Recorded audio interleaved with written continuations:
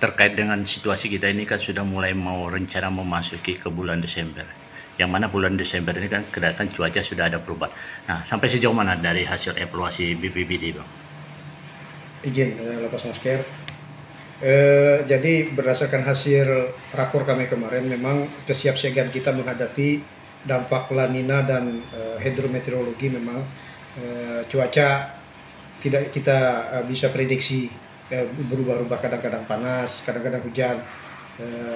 Tetapi memang kita di BPBD Kabupaten Kota Tangerang Barat selalu siaga untuk menghadapi kemungkinan-kemungkinan yang terjadi, terutama daerah kita langganan banjir. Tetapi sebenarnya bagi masyarakat Kabupaten Kota Tangerang Barat khususnya, banjir yang sudah terjadi periode yang lalu, beberapa bulan yang lalu, dianggap mereka bukan suatu ancaman. Jadi ada istilah di masyarakat itu, ini banyu handalem katanya. Jadi handalem itu banyu dalam, air dalam saja.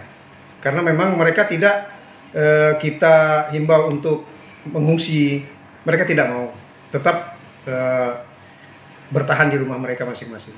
Jadi bukan merupakan ancaman yang cukup berarti, tetapi tetap kita waspada setelah pasca banjirnya untuk hal-hal yang terkait dengan kesehatannya dan lain sebagainya.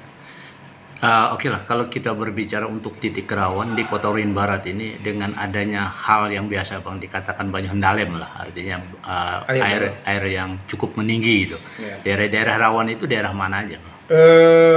Yang paling pertama biasanya di Kecamatan Arut Utara, karena itu di hulu, paling hulu, kecamatan paling hulu sungai. Sedangkan di Kecamatan Kota Waringin Lama kita biasanya dapat kiriman saja, karena memang posisinya di tengah dari Kabupaten Lamandau. Kemudian kecamatan terakhir di Kecamatan Arut Selatan, karena memang pertemuan dua das tersebut, das Arut dan das Lamandau. Jadi tetapi seperti yang sudah saya sampaikan tadi, kita tetap siaga, waspada menghadapi kemungkinan-kemungkinan yang akan terjadi. Nah, kalau ini kan kita bicara banjir, Bang. Tapi kalau kita berbicara kekeringan dalam arti kemarau, apakah daerah sana juga untuk debit airnya kurang atau masih bisa bertahan, Bang?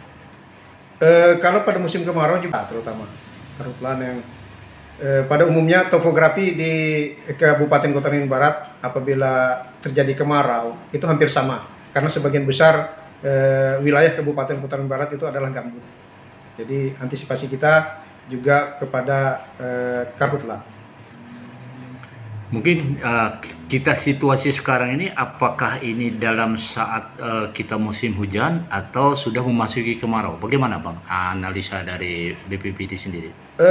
Kalau mengamati beberapa hari ini dan juga informasi yang kami peroleh dari BMKG, kita sepertinya masih akan berpotensi terjadi hujan sampai dengan awal tahun 2022.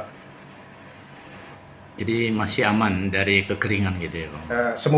Semoga karhutla bisa kita cegah dengan hujan yang cukup tinggi sampai dengan awal tahun 2022 nanti. Mungkin harapannya Bang selaku Kepala BPBD Kabupaten Kota Waringin Barat?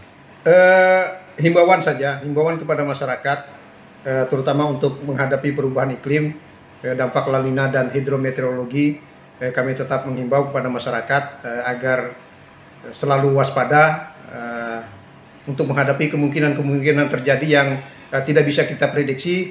Bisa terjadi tengah malam misalnya hujan deras, terjadi banjir. Tetapi kalau memang masyarakat merasa kesulitan, silakan menghubungi kontak langsung ke BPBD Kabupaten Tangerang Barat untuk kegiatan evakuasi dan penyelamatan. Demikian wawancara kami kepada Kepala BPBD Kabupaten Kota Waringin.